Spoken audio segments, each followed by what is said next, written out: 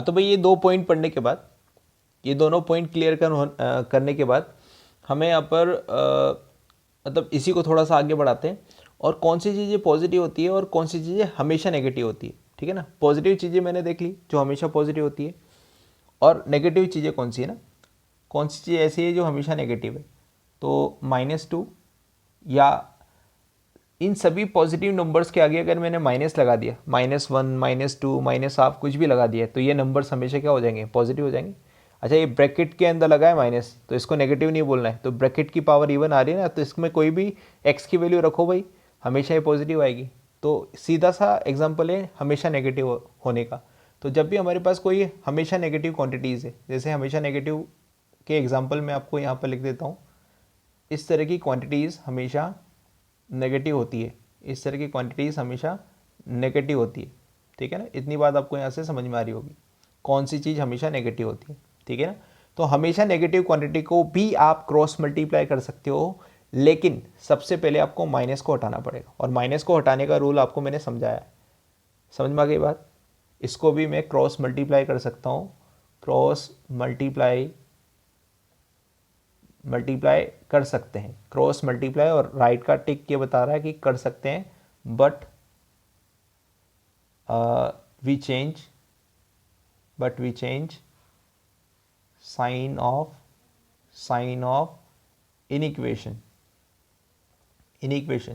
या तो आप क्या करिए, सबसे पहले नेगेटिव साइन को हटा लीजिए, उसके बाद कोई भी पॉजिटिव क्वांटिटी को आप क्रॉस मल्टीप्लाई कर सकते हैं। यहाँ पर कोई साइन चेंज नहीं होता है, जब आप क्रॉस मल्टीप्लाई करते हैं किसी पॉजिटिव क्वांटिटी का तो क्रॉस मल्टीप्लाई नहीं होता है।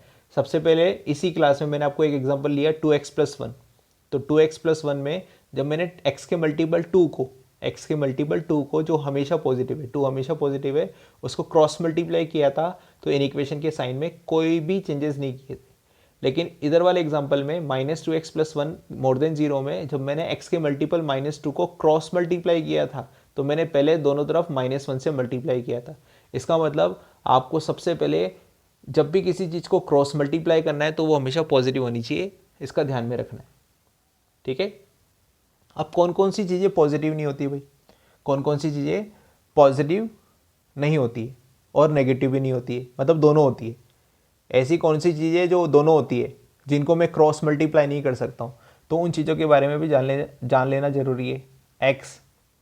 x³ x-1 पावर 31 और sin x पावर 3। ठीक है ना, जिन भी वेरिएबल्स की पावर हमारे पास अगर ओड आ रही है तो उनकी वैल्यू हमेशा पॉजिटिव भी नहीं होती और हमेशा नेगेटिव भी नहीं होती, क्योंकि डिपेंड करता है इसके बेस के ऊपर। देखो यहाँ पर मैंने x की वैल्यू 2 तो रखी थी और -2 भी रखी थी, लेकिन पावर इवन होने की वजह से वो हमेशा पॉजिटिव हो गई। तो यहाँ पर भी 2 रखूंगा और -2 रखूंगा। भाई x तो वेरिएबल है ना, आप जो मर्जी सोच सकते हो, तो मैंने 2 भी सोचा और -2 भी सोचा। जब 2 सोचा तो 2 हो गया और -2 सोचा तो -2 हो गया, मतलब जब पॉजिटिव सोचा तो पॉजिटिव हो गया, जब नेगेटिव सोचा तो नेगेटिव हो गया, जब 0 सोचूंगा तो 0 हो जाएगा। इसका मतलब ये x किसी पार्टी का नहीं है, ये दोनों तरफ घूमता है, पॉजिटिव भी और नेगेटिव भी है। तो ऐसे एक्सप्रेशन को मैं कभी भी इन इक्वेशन में क्रॉस मल्टीप्लाई कर ही नहीं सकता भाई। ऐसे इन इक्वेशन ऐसे एक्सप्रेशन या ऐसे नंबर्स जो पॉजिटिव और नेगेटिव दोनों होते हैं, दोनों विचारधारा रखते हैं, उनको मैं इन इक्वेशन में क्रॉस मल्टीप्लाई नहीं कर सकता। एक एग्जांपल लेता हूँ समझाने के लिए, x+1/x मोर देन 0, अगर ऐसा कुछ लिखा है तो मैं इस x को क्रॉस मल्टीप्लाई कर दूंगा क्या? नहीं करूंगा। लेकिन अगर यही चीज़ इक्वेशन में होती, तो इक्वेशन में कर देता, यहाँ चल जाता और अगले स्टेप में क्या लिख देता, x+1 = 0।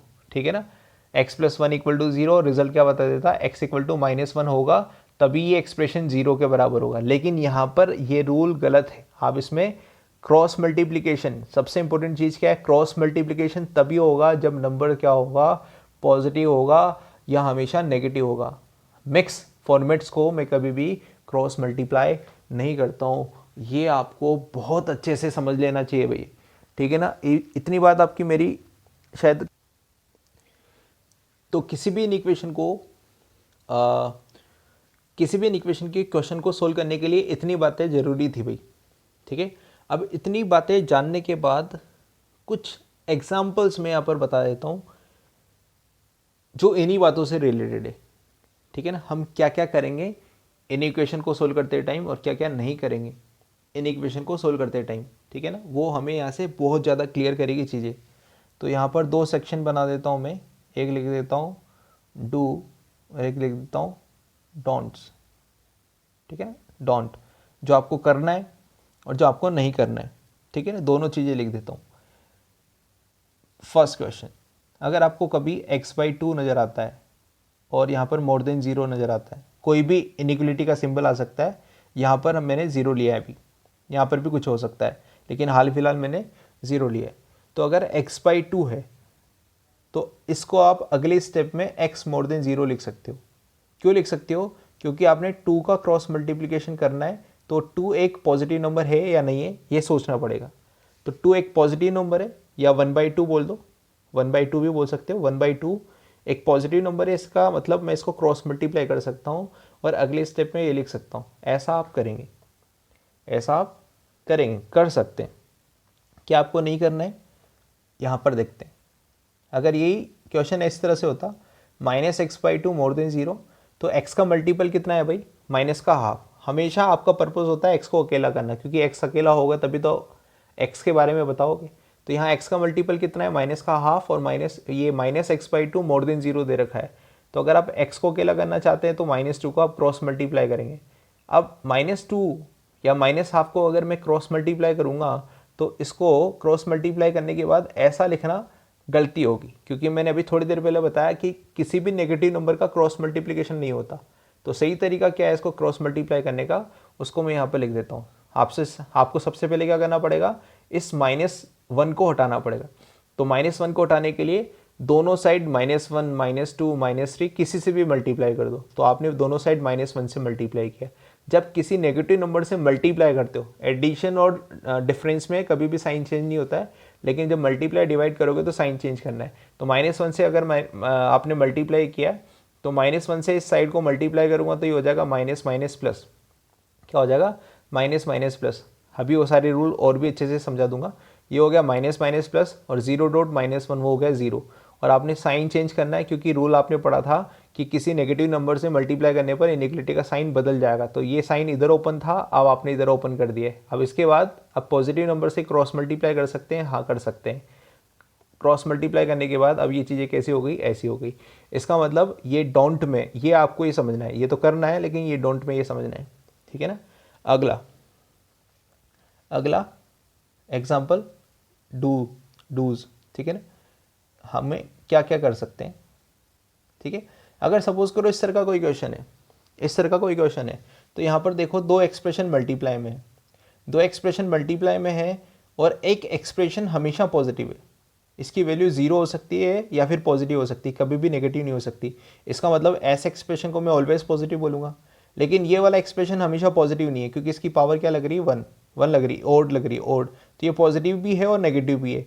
तो ऐसे एक्सप्रेशन को मैं क्रॉस मल्टीप्लाई नहीं कर सकता जो मचलता है, जो दोनों तरफ घूमता है।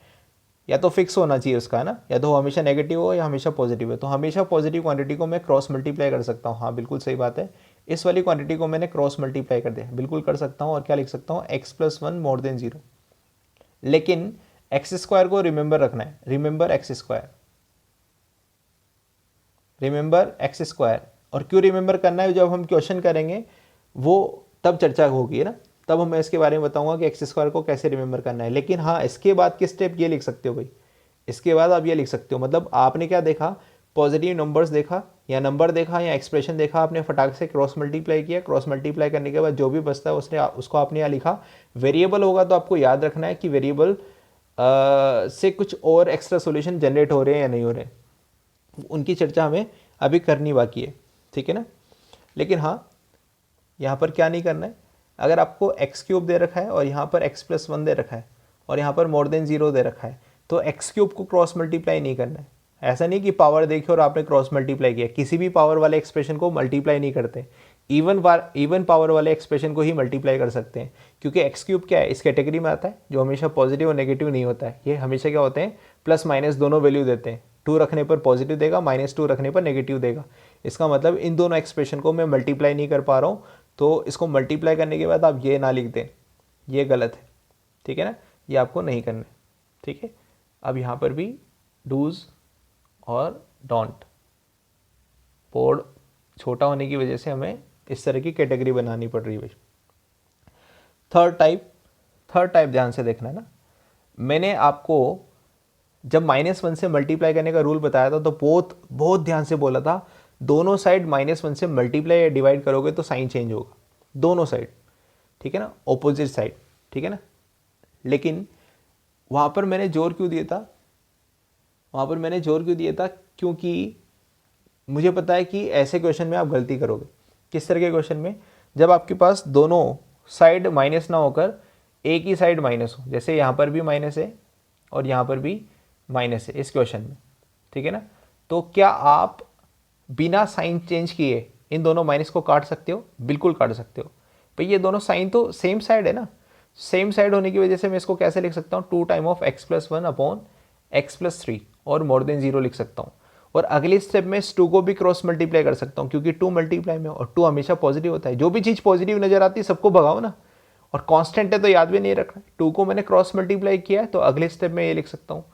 लेकिन अगले स्टेप में अब x+3 को मैं क्रॉस मल्टीप्लाई नहीं कर सकता। अगले स्टेप में x+3 को क्रॉस मल्टीप्लाई क्यों नहीं कर सकता? क्योंकि रूल नहीं बोलता। तो हमें यहाँ से क्या सीखना है, अगर सेम साइड माइनस है, सेम साइड दोनों इधर ही है, ठीक है ना, दोनों सेम साइड है, तो आप माइनस माइनस कैंसिल कर सकते हो। भाई रूल है ना, बेसिक रूल, माइनस माइनस क्या होता है, प्लस होता है, प्लस प्लस क्या होता है, प्लस होता है, प्लस माइनस क्या होता है, माइनस होता है, माइनस प्लस क्या होता है, माइनस होता है। अगर ये सारी चीज़, अगर यहाँ प्लस होता है या माइनस होता तो इसको आप एक साइन बना सकते थे माइनस। सेम साइड आप सब कुछ कर सकते हो ना, सेम साइड आप सेम एक्सप्रेशन को भी काट सकते हो और सेम साइन को भी काट सकते हो। लेकिन अगर ऑपोजिट साइड है तो आप इसको नहीं काट पाओगे, ठीक है ना। इसका मतलब अगर इसी चीज़ को मैं ऐसे लिखूंगा, थर्ड वाला पॉइंट बनाकर मैंने लिखा -x+1 और मोर देन -x+3। अगर मैंने ये चीज़ ऐसे लिख दी होती, तो आप इस माइनस को कैंसिल नहीं कर पाओगे भाई। अगर कैंसिल नहीं कर पा रहे हो और कैंसिल कर भी दिया, मान लो आपने ऐसे कैंसिल कर दिया, आपने बोला ना कि ये तो सेम साइन है, कैंसिल कर देते हैं, क्या जाता है, तो आपने अगर माइनस से दोनों साइड से माइनस कैंसिल कर दिया और यही स्टेप लिखी तो ये गलत स्टेप होगी। तो सही स्टेप क्या होगी, सबसे पहले इस माइनस को रिमूव करना पड़ेगा, और रिमूव करने के लिए आपको क्या करना पड़ेगा, दोनों साइड -1 से मल्टीप्लाई करना पड़ेगा। और जैसे ही -1 से मल्टीप्लाई किया तो ये माइनस माइनस प्लस हो गया और ये भी माइनस माइनस प्लस हो गया। तो सही स्टेप में यहाँ लिख देता हूँ, ये बन जाएगा x+1, ये बन जाएगा x+3। लेकिन -1 से या किसी भी नेगेटिव नंबर से मल्टीप्लाई किया, इसलिए आपको क्या करना पड़ेगा, साइन को घुमाना पड़ेगा। ये आपकी सही स्टेप। तो अभी तक हमने 3 स्टेप फॉलो करिए, 3 स्टेप हमने यहाँ से सीखिए। इन तीनों स्टेप में अगर कोई भी डाउट आ रहा है तो प्लीज़ आप मुझे कमेंट बॉक्स में बताएं, ताकि मैं इनका सॉल्यूशन आपको या इसके बारे में और जानकारी दे सकूं। तो अभी तक बात चल रही थी नेगेटिव साइन की, ठीक है ना। तो सेम साइड अगर नेगेटिव साइन है तो कैंसिल कर सकते हो, और ऑपोजिट साइड अगर नेगेटिव साइन है तो आप कैंसिल नहीं कर सकते, ठीक है ना। अब इसी बात को थोड़ा सा आगे ले जाते हैं और यहाँ पर डूज डोंट्स कर देते हैं, ठीक है ना। अब देखो यहाँ पर बात आती है वेरिएबल्स की ना, शायद मेरे हिसाब से थर्ड पॉइंट था वो, कोई बात नहीं, नंबरिंग आप देख लेना भाई।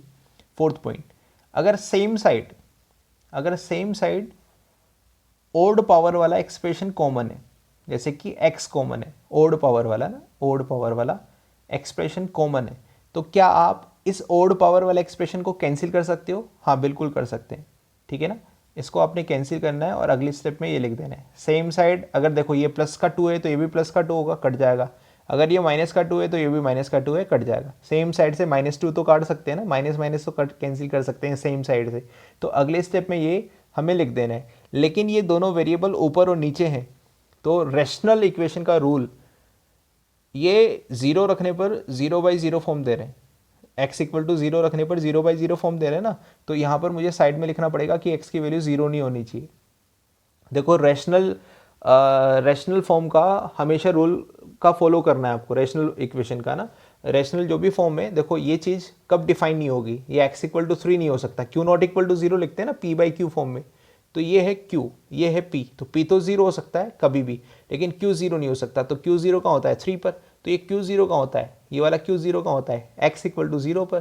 तो ज़ीरो रखने पर ये पूरी फॉर्म 0/0 होगी, लेकिन मैंने इसको काट दिया है। लेकिन फिर भी आपको चर्चा में रखना है कि x इक्वल टू 0 नहीं रख सकता, क्योंकि ओरिजिनल क्वेश्चन में ही डालकर आप अपना आंसर चेक करते हैं। ये तो काटा पेटी तो मैंने सोल्व करने के लिए की, अपनी सुविधा के लिए की है।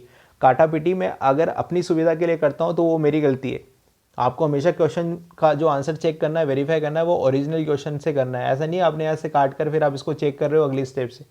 आंसर भले इसके हिसाब से लिख दो, लेकिन जो आंसर आएगा वो इसी के हिसाब से आएगा। इसीलिए आपको सारी ओरिजिनल बातें यहाँ पर ध्यान में रखनी है। इसी चीज़ को अगर मैं यहाँ रख देता हूँ, fourth point, x plus 1 more than x minus 3, तो आप यहाँ से x को काट सकते हो क्या? बिल्कुल नहीं, यहाँ से x को आप काट नहीं सकते, काटना भी नहीं है, ठीक है ना। x को नहीं काटना है, क्योंकि अगर मैं 2 रखूँगा तो चल जाएगा, 2 रखूँगा तो चल जाएगा, लेकिन -2 रखूँगा ना, क्योंकि x की वैल्यू तो चेंज हो सकती है, हर आदमी के हिसाब से चेंज होती है। x हमेशा पॉजिटिव थोड़ी है, तो x -2 भी हो सकता है और +2 भी हो सकता है। जब -2 होगा तो मैंने -2 को -2 से काट दिया, और ऑपोजिट साइड अगर नेगेटिव नंबर को मैं काट देता हूँ और वो भी साइन चेंज किए बिना, तो फिर ये मेरी गलती मानी जाती है। तो आपको काटना ही नहीं है, ये चीज़ में काटना ही नहीं। क्या करना है वो यहीं बता देता हूँ। आपको इस पूरी साइड को उठाकर इधर लेके आना है। ऐसी साइड में तो कट जाएगा, कोई दिक्कत नहीं, बस आपको ये रखना है ध्यान में कि नीचे वाला 0 नहीं होना चाहिए। ऐसी साइड में आपको काटना ही नहीं, भूल जाओ काटना होता है। दो साइड अगर एक्सप्रेशन होते हैं तो हमेशा इस एक्सप्रेशन को आप इधर लेके आओ, चाहे यहाँ पावर इवन हो चाहे पावर ओड हो, हमेशा ध्यान में रखना है। तो इसको करना क्या है, x plus 1 minus x minus 3 more than 0, ये वाला तरीका लिखना है। अब इसके बाद प्रोसेस करना है, हमेशा आपका आंसर सही आएगा। पांचवा तरीका क्या है, x plus 1 upon x square more than x minus 1 upon x square. यहाँ पर देखो ये इसी तरह का क्वेश्चन है ना। ऑपोजिट साइड में अगर ऑलवेज पॉजिटिव नंबर है, जैसे अगर यहाँ 2 होता, यहाँ 2 होता और यहाँ 2 होता, कांस्टेंट होता, तो मैं आपको सजेशन देता कि आप काट दो कांस्टेंट को। पॉजिटिव कांस्टेंट को काटने पर साइन भी मत चेंज करो, कोई दिक्कत नहीं है, आपका आंसर हमेशा सही आएगा। ये सही स्टेप है। लेकिन अगर आपके पास, लेकिन बोल रहा हूँ ध्यान से समझना है ना, लेकिन अगर आपके पास ऑलवेज पॉजिटिव एक्सप्रेशन है तो आप इसको भी काट सकते हो, लेकिन मैं सजेशन नहीं दे रहा हूँ, आप काट सकते हो। काटने से क्या होता है, फिर हमें चीज़ों को याद रखना पड़ता है कि ना, हमने काट तो दिया, फिर ये 0 का होता है वो देखना पड़ता है। तो उन चीज़ों से बचने के लिए आप क्या करो, इस पूरे एक्सप्रेशन को इधर लेके आओ। देखो दोनों साइड अगर वेरिएबल है ना, जैसे मैंने बोला ना, दोनों साइड अगर वेरिएबल है तो आप काटने से बचो। यहाँ काट ही नहीं सकते थे, ये तो गलत हो जाता, लेकिन यहाँ काट सकते हो, लेकिन काटने से बचो। दोनों साइड वेरिएबल है, तो कांस्टेंट है तो काट दो बोले, कोई दिक्कत नहीं है। वेरिएबल है तो आप इस पूरी साइड को इधर लेके आओ इस तरह से, और अगले स्टेप में एलसीएम लो। एलसीएम जब लोगे तो एक्स स्क्वायर एलसीएम आएगा, x plus 1 minus x minus 1, और जो भी कैलकुलेशन बनती है अब बन जाएगी। अब देखो एक्स स्क्वायर यहाँ पर मैं क्रॉस मल्टीप्लाई कर सकता हूँ, बिल्कुल कर सकता हूँ। एक्स स्क्वायर हमेशा पॉजिटिव होता है। अब यहाँ पर क्रॉस मल्टीप्लाई करने पर मुझे कोई चिंता नहीं है भाई, मुझे यहाँ से कोई चिंता नहीं है, ठीक है ना। एक्स स्क्वायर को क्रॉस मल्टीप्लाई करने पर मुझे यहाँ से अब कोई चिंता नहीं है, ठीक है। अच्छा, यहाँ पर मैंने आपको ये चीज़ सिखाई कि आपको दो साइड अगर वेरिएबल होगा तो काटना नहीं, ठीक है ना। मतलब काट सकते हो तब भी नहीं काटना है, क्योंकि प्रॉब्लम देगी आपको चीज़ें ना। इसलिए आप क्या करो, सेम साइड लेके आओ, सेम साइड कलेक्ट करो और इन चीज़ों को फिर कैंसिल करने की कोशिश करो, ठीक है ना। ये चीज़ मैं आपको यहाँ बता चुका हूँ। यहाँ पर अगर x³ लिखूँगा तो वैसे नहीं काटना है ना। इसी चीज़ में अगर मैं यहाँ पर इसी 5th पॉइंट को अगर यहाँ लिखना चाहूँ तो यहाँ x³ कर देता हूँ। दोनों साइड x³ करूँगा तो वैसे नहीं कटेगा, x³ पॉजिटिव थोड़ी है, दोनों साइड से काट थोड़ी सकता हूँ भाई। पॉजिटिव चीज़ों को काट सकता हूँ ना ऑपोजिट साइड से तो मैं, ठीक है ना। सेम साइड होता तो कट जाता x³, लेकिन ऑपोजिट साइड है इसलिए मैं x³ को तो काट वैसे ही नहीं सकता। फिर मुझे करना क्या पड़ेगा, एक साइड लेकर आना पड़ेगा, तब जाकर पूरी कैलकुलेशन बनेगी, ठीक है। ये जो अगला जो पॉइंट है ना, ये मैं इसी में बता रहा हूँ, डूज में है ना, क्या करना चाहिए। मतलब 6 पॉइंट बता रहा हूँ कि आप क्या कर सकते हो। या चलो यहाँ पर बता देता हूँ, यहाँ जगह पड़ी है हमारे पास। इसको डोंट्स में मत समझना है ना, ये मैं आपको बोल रहा हूँ ना, डोंट्स में मत समझना। अगर इस तरह का है x square x plus 1 more than x square x minus 1, तो आप एक्स स्क्वायर को एक्स स्क्वायर से काट सकते हो। लेकिन फिर से वही बात, अगर दोनों साइड वेरिएबल हैं तो आप एक्स स्क्वायर को एक्स स्क्वायर से नहीं काट सकते हैं, क्योंकि पॉजिटिव क्वांटिटी है। मैंने बोला पॉजिटिव क्वांटिटी को आप क्रॉस मल्टीप्लाई कर सकते हैं। क्रॉस मल्टीप्लाई जैसे ही करेंगे ना एक्स स्क्वायर को, तो ये इसके नीचे आ जाएगा और नीचे आते ही कट जाएगा। लेकिन आपको चीज़ें याद रखनी पड़ेगी। तो उससे बचने के लिए आप क्या करो, वेरिएबल जब हो तब ऐसा करो, वेरिएबल है तो इसको उठा कर इधर लाओ, तो उठा के इधर लाओगे तो क्या हो जाएगा, ये चीज़ें ऐसी हो जाएगी, ये चीज़ें ऐसी हो जाएगी। आपने यहाँ से एक्स स्क्वायर कॉमन लिया, x plus one minus x plus one more than zero, x से एक्स कट जाएगा और यहाँ आ जाएगा 2x² मोर देन जीरो। देखो कितना आसान हो गया, कितना आसान हो गया। अब ये आपका सही आंसर देगा। इसका मतलब आपको हमेशा ध्यान में रखना है, दो वेरिएबल साइड्स होने के बाद आपको कभी भी काटापिटी नहीं करनी है, पहले सिंप्लीफाई करना है, सिंप्लीफाई करने के बाद उसको कैंसिल करना है। लेकिन हाँ, अगर आपके पास इस तरह के एक्सप्रेशन बन रहे हैं, चाहे वो ओड बन रहे हो, ओड पावर वाले या इवन पावर वाले बन रहे हैं, आप आसानी से कैंसिल कर सकते हो। लेकिन आपको हमेशा जो रूल मैं बीच में पढ़ाऊंगा, क्वेश्चंस कराऊंगा, वो रूल, रैशनल रूल, जो हमने बेसिक वाले लेक्चर में देखे थे, फंडामेंटल ऑफ मैथमेटिक्स में या बेसिक मैथमेटिक्स में देखे थे, वो सारे रूल हमें यहाँ पर हमेशा फॉलो करने हैं। कोई भी रेशनल फॉर्म तब डिफाइन मानी जाती है जब उसका क्यू जीरो के बराबर नहीं लिया जाता। अगर उसको क्यू को जीरो के बराबर, अगर मैं x=3 इसका आंसर बोलना चाहूँगा ना, तो x=3 आंसर नहीं बोल पाऊंगा, x=3 इसका सॉल्यूशन है ही नहीं भाई, ठीक है ना। तो इन सभी बातों की चर्चा हमें ध्यान में रखनी पड़ेगी भाई। धन्यवाद दोस्तों, आशा करते हैं कि आपको हमारा वीडियो अच्छा लगा होगा। इसी तरह आपका प्यार बना रहे तो दोस्तों हमारे चैनल को लाइक और सब्सक्राइब करना ना भूलें। हमारे नए वीडियोस का नोटिफिकेशन प्राप्त करने के लिए बेल आइकन पर क्लिक जरूर करें। हो सके तो अपने दोस्तों में भी इसको शेयर करें। Thank you for watching.